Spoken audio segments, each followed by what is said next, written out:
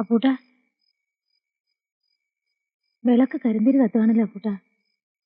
അണയാറായിട്ടുണ്ടാവും. ചേച്ചി എന്താ ഈ നേരത്ത്? ആർക്കും ഏത് നേരത്തും കൊട്ടാരം വീട്ടിൽ ഭിക്ഷയാഴ്ച വരാമെന്നറിയാം. ഞാനും ഭിക്ഷയാഴ്ച വന്നതാ. ഒരുപാട് പ്രാവശ്യം ഈ മുറ്റത്ത് കൈനീട്ടി നിന്നിട്ടുണ്ട്.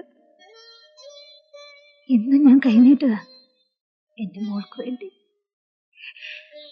എന്താ ചേച്ചി ഇത്? ഞാൻ എന്തൊക്കെയോ പറഞ്ഞു എന്ന് വെച്ച്. കൊട്ടാരം വീട്ടിലെ കുട്ടി എന്റെ മോൾക്ക് പുടവ കൊടുക്കാൻ ആഗ്രഹിക്കുന്നു എന്നറിഞ്ഞ ഇതിൽക്കൊരു ഭാഗ്യം എനിക്ക് എന്താ? സത്യം ഞാൻ പറഞ്ഞത്. ഈ അമ്മയുടെ ഉള്ളിന്റെ ഉള്ളില് അമ്പിളിയെ നിനക്ക് തരണമെന്ന് തന്നെയാ. പക്ഷെ കഴിയില്ലല്ലോ മോനെ, അയാള് സമ്മതിക്കില്ല.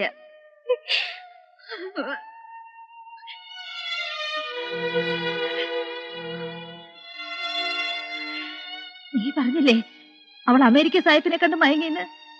ഇല്ല, അവൾ ആ കല്യാണത്തിന് ഇനിയും സമ്മതിച്ചിട്ടില്ല. എത്ര നിർബന്ധിച്ചിട്ടും വഴങ്ങുന്നില്ല. അവൾക്കിഷ്ടമല്ല. എന്റെ മോളുടെ ഇരിപ്പ് കണ്ടാൽ സഹിക്കില്ല. അപ്പൂട്ടൻ പറഞ്ഞാൽ അവൾ ആ കല്യാണത്തിന് സമ്മതിക്കും.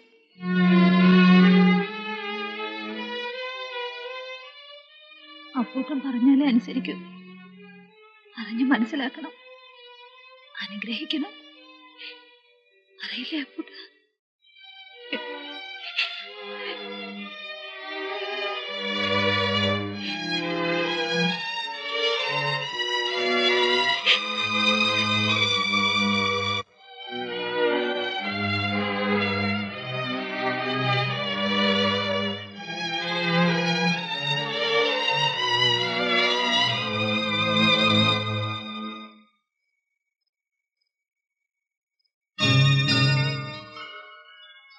എടാ പമ്പര വിധി, എന്റെ മോന് ദേഷ്യം വരുന്നു തോന്നുന്നു. വെട്ടുകത്തിയെടുക്കണ്ടാട്ടോ. അറിയാം എന്റെ മോന്റെ മനസ്സുരുകയാണെന്ന്. ഒന്നും തിരിച്ചു പ്രതീക്ഷിക്കാതെ എന്റെ മോൻ ഒരുപാട് പേരെ സഹായിച്ചു. ഇവിടെ മാത്രം തെറ്റുപറ്റിപ്പോയി. അവള് പറഞ്ഞതൊക്കെ നേരാ. കുട്ടിക്കാലത്തേ ഉള്ള നിന്റെ സ്വഭാവ എന്തെങ്കിലും ഒന്നിനെ കൂടുതലായിട്ട് ആശിക്കുക, കിട്ടാതെ വരുമ്പോ ശാഠ്യം പിടിക്കുക. ശാഠ്യം പിടിച്ചാ കിട്ടുന്നതാണോടാ പെണ്ണിന്റെ മനസ്സ്? അവക്കിഷ്ടമില്ലെങ്കിൽ പിന്നെ എന്തിനാ മോനെ? അമ്പിളി അല്ലെങ്കിൽ ഇനി ഒരുത്തി. നിന്നെ ജീവന് തുല്യം സ്നേഹിക്കുന്ന ഒരു പെൺകുട്ടി ഈ വീട്ടിൽ കയറി വരും. എന്റെ മോന്റെ മനസ്സ് തളരരുത്. അമ്മയുടെ അഭിപ്രായം പറഞ്ഞോട്ടെ, അനുസരിക്കോ? എന്റെ മോൻ അവളെ മറന്നേക്ക്.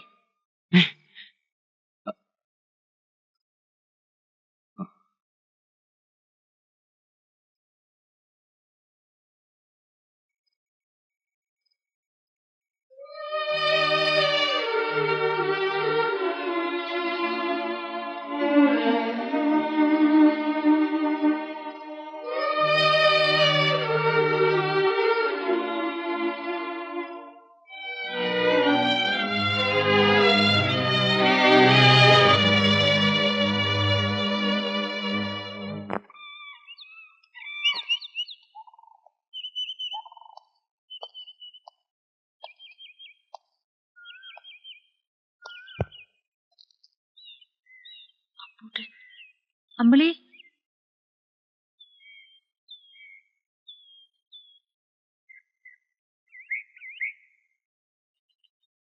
അമ്പിളി ഒന്ന് കാണുമായിരുന്നു.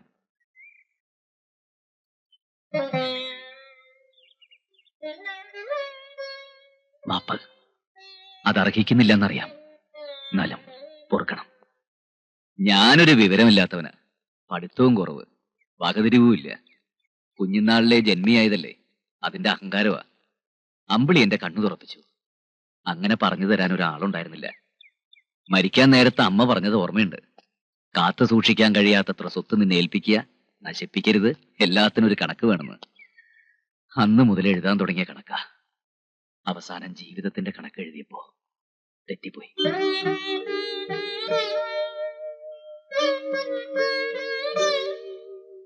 എന്റെ ആഗ്രഹം ഉള്ളിൽ മാത്രം ഒതുക്കിയത് തെറ്റ്. പറയാനൊട്ട് ധൈര്യം ഉണ്ടായില്ല. ഇപ്പൊ ബോധ്യായി എല്ലാം എന്റെ അത്യാഗ്രഹമായിരുന്നു. ഞാൻ കാരണം അമ്പിളിയുടെ ഭാവി നശിക്കരുത്. അമ്പിളിക്ക് ഡോക്ടർ രാജീവൻ തന്നെയാ യോജിച്ചത്. ആ കല്യാണം നടക്കണം. അമ്പിളി സമ്മതിക്കണം. നിങ്ങൾ സന്തോഷമായിട്ട് ജീവിക്കുന്നത് എനിക്ക് കാണണം.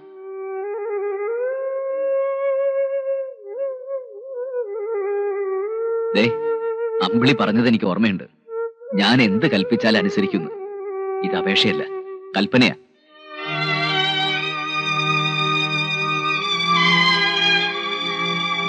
ഇതിനകത്ത് ഞാൻ അമ്പിളിക്ക് വേണ്ടി വാങ്ങിവെച്ച സമ്മാനങ്ങളാ. ഇത് അപ്പൂട്ടിന്റെ മനസ്സാ, ഹൃദയമാ. എല്ലാം സ്വീകരിക്കണം. എന്റെ വിവാഹ സമ്മാനമായിട്ട് കൂട്ടിയാൽ മതി.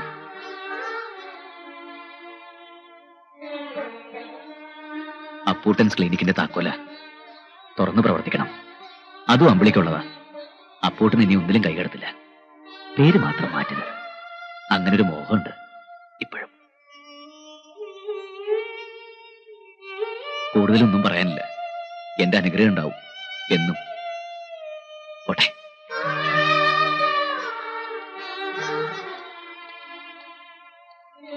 പിന്നെ ഇനി ഒരു കണക്കും കുറിച്ചിട്ടില്ല.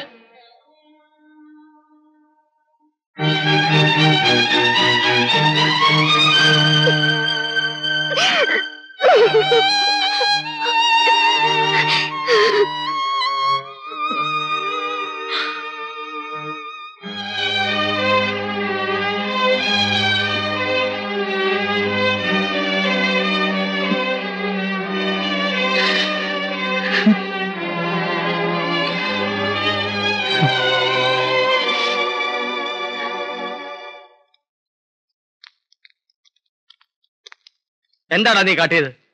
എന്തുദ്ദേശിച്ച് അവിടെ ചെന്ന് കല്യാണം നടത്തി കൊടുക്കാമെന്ന് നീ സമ്മതിച്ചത്? അമ്പിളിയുടെ കാലിൽ ചെന്ന് സാഷ്ടാംഗം വേണ്ടിയിരിക്കുന്നു. ഇതൊക്കെ രാവണനും നമ്പ്യാരും കൂടി ചേർന്നുള്ള കളിയാ. അമ്പിളിന്റെ മനസ്സിൽ നീ തന്നെയാ. എന്തായാലും നാട്ടിലൊക്കെ പാട്ടായി. നിന്നെ ചതിച്ചത് ആളുകൾ ഇളകി നിൽക്കുക. നീ എന്താടാ ഒന്നും മിണ്ടാത്തത്? എല്ലാം കൊടുത്തിട്ട് ഒടുക്കം സ്വന്തം ചങ്കൂടെ പറിച്ചു കൊടുത്തില്ലേ. ഇനി എന്ത് മിണ്ടാൻ?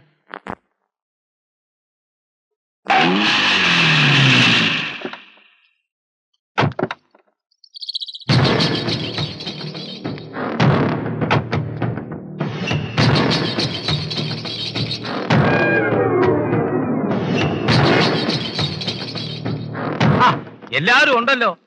ഈ പ്രത്യേക സാഹചര്യത്തിൽ കൊട്ടാരം വീട്ടിലേക്ക് ഞാൻ വരുമെന്ന് ആരും പ്രതീക്ഷിച്ചില്ലല്ലേ. അതാണ് നമ്പ്യാര്. തോൽപ്പിക്കും തോറും സ്നേഹിക്കും. അങ്ങനെ സ്നേഹിച്ച് അവസാനം തോൽപ്പിക്കും.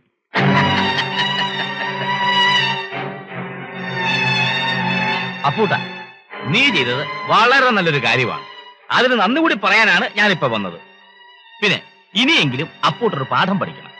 മനുഷ്യ സ്നേഹം ഔദാര്യം എന്നൊക്കെ പറഞ്ഞ് വെറുതെ കാശ് വാരിക്കൊരി കൊടുക്കുന്നത് മണ്ടത്തരമാണ്, അല്ലേ?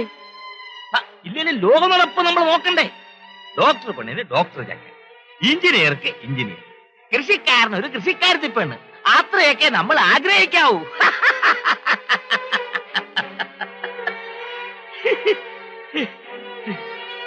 എന്തായാലും കഴിഞ്ഞതൊക്കെ കഴിഞ്ഞു.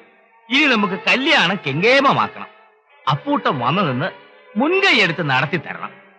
വരട്ടെ. ഒരു സോഡ എടുക്കട്ടാ. വേണ്ട, അയാള് പോട്ടെ. എന്റെ ശവത്തെ കുത്താൻ വന്നിരിക്കുന്നു. അപ്പൂട്ടന്റെ വീഴ്ചയിൽ അയാളുടെ ഒരു കയറ്റം കണ്ടില്ലേ? ഇതങ്ങനെ വിട്ടാ പറ്റില്ല. നീ ഒരു വാക്ക് പറഞ്ഞാ മതി. അമ്പിളിയെ ഞങ്ങൾ ഇവിടെ കൊണ്ടുവരും. നീ ധൈര്യമായിട്ട് പറഞ്ഞ മോനെ. നാട്ടുകാർ മുഴുവൻ എന്റെ കൂടെ. എടാ, നിന്നെ ചതിച്ചിട്ട് ആ കോഴിക്കാടന്റെ മോനുമായിട്ടുള്ള കല്യാണം നടത്താൻ ഞങ്ങൾ സമ്മതിക്കില്ല. മാധവേട്ടാ, വെറുതെ എടുത്ത് ചാടരുത്. അവൾക്ക് അതാണ് ഇഷ്ടമെങ്കിൽ പിന്നെ എന്തിനാ? അപ്പുട്ടാ, നീ വെറുതെ വേദാന്തം ഓതണ്ട. നിന്റെ ചങ്കിടിപ്പ് ഞങ്ങൾക്കറിയാം. എടാ, നീ ഞങ്ങൾ പറയണമെന്ന് കേൾക്കടാ. ഇനി ആരും ഒന്നും പറയണ്ട. അമ്പിളിയുടെ കല്യാണം നടത്തി കൊടുക്കാന്ന് ഞാൻ ഏറ്റതാ.